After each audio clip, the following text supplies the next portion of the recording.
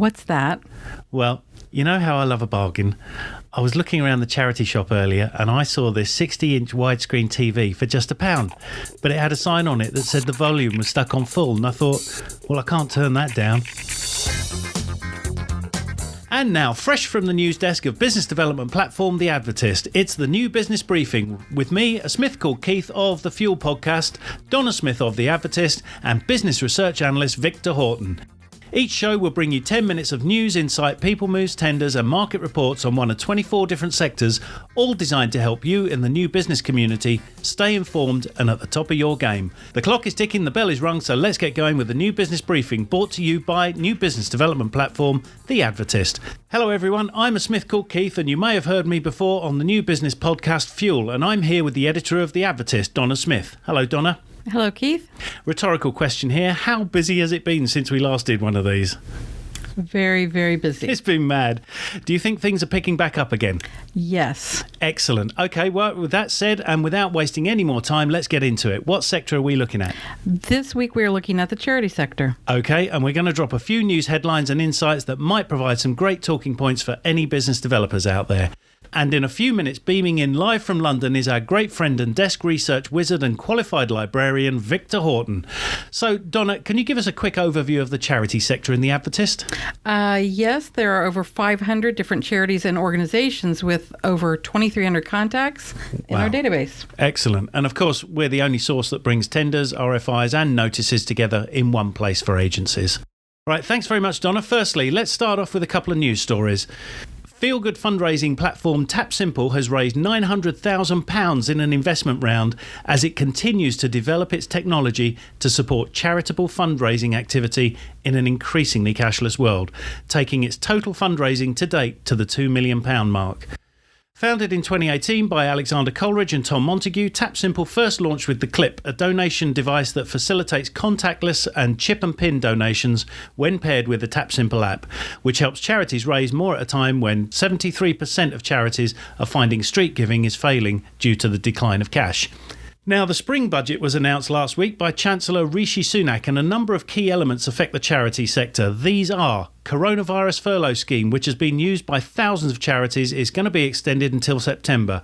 This is a vital lifeline for charities to help them get back on their feet. Another interesting development is the launch of a new £150 million community ownership scheme, which will offer match funding of up to £250,000 for people to purchase local assets that are important to a community's social fabric, such as pubs, sports clubs, theatres and post office buildings, etc. So they can continue to play a central role in towns and villages across the UK. Anything to save our pubs, right? Post offices are now also in line to become vital click and collect points for Amazon deliveries, so this might offer up some new opportunities. Now, charities that run shops or other retail schemes could be eligible for restart grants of up to £6,000 to help them reopen.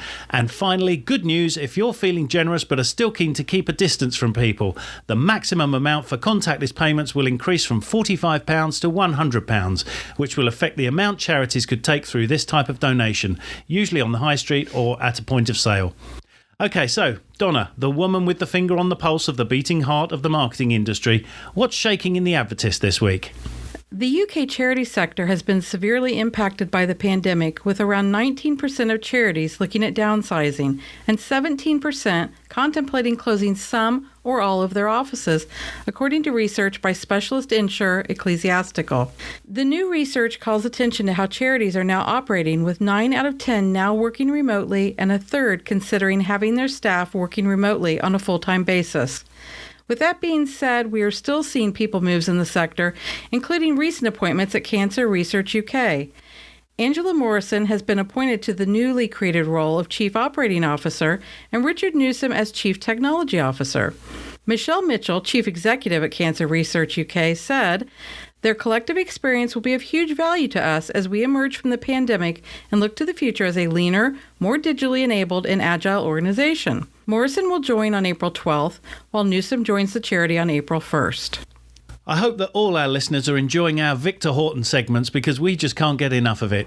If you or your agency is targeting assets in any of these sectors listed in The Advertist, then it would serve you well to add a little intellectual umami to your research recipe.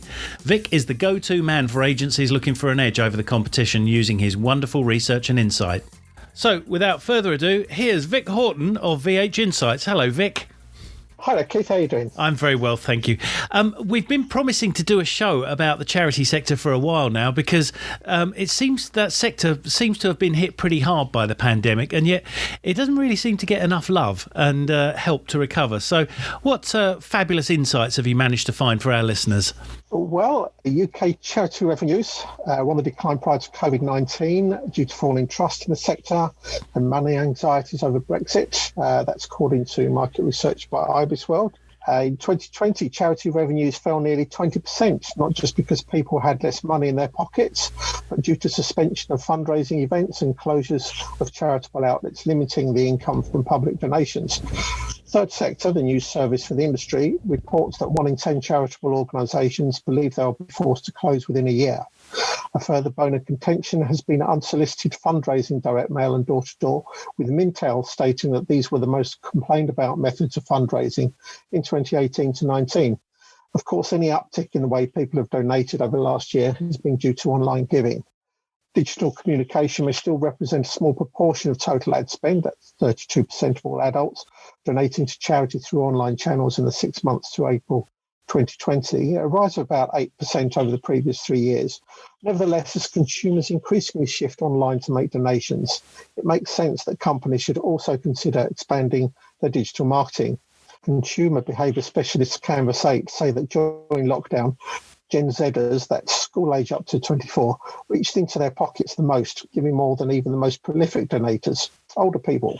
Virtual events and digital fundraising have made it easier for them to give, but it appears that this may have just encouraged more one-off donorship than repeat giving behaviour.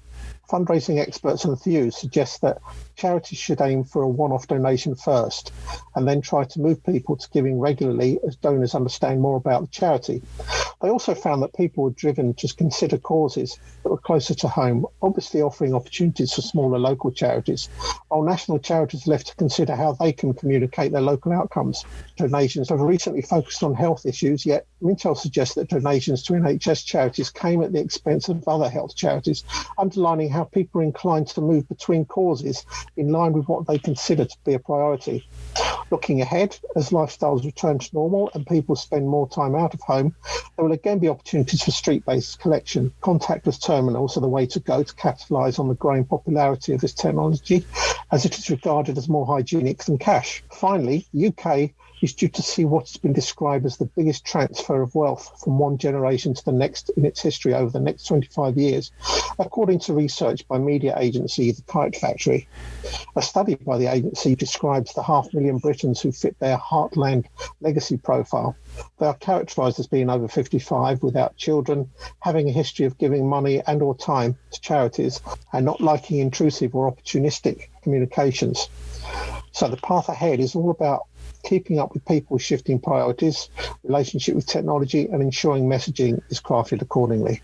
Yeah, keeping up with those shifting priorities is going to be absolutely critical for agencies over the next few years. The old ABC 1, 2, 3 demographics and psychometrics are being enhanced by some very cool values-driven audience research, where they identify consumers based on their operating systems and personal values. And this is something that we'll be covering in a podcast on fuel next month, when we talk to David Allison at Value Graphics. Well, thank you, Vic. If anyone listening wants any tip-top desktop research on any sector or company, they should drop you an email to victor.houghton, that's Houghton, at vhinsights.com. Fantastic. And we're already working on our next episode, a not to be missed show all about the property sector, where you find the real brick and mortar businesses. Fabulous work. We'll see you again soon, and thank you and goodbye, Vic. Thanks. Goodbye. So that wraps it up for another new business briefing brought to you by The Advertist.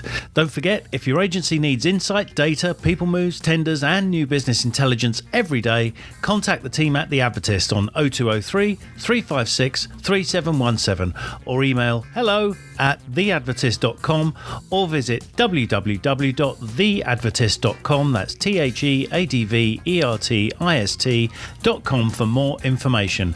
Thanks to Donna Smith and Vic Houghton for their hard work, but for now this is me, a Smith called Keith, signing off until next time on The Advertist's New Business Briefing.